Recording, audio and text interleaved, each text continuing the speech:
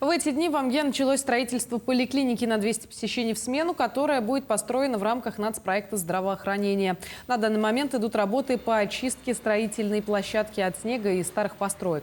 В этом году строители намерены закончить короб здания и запустить тепло.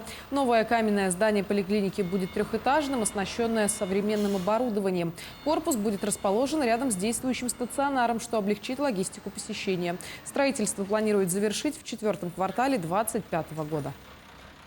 Строительство инициировано по программе модернизации здравоохранения и первичного звена по национальному проекту здравоохранения, инициированный нашим президентом Российской Федерации Владимиром Владимировичем Путиным.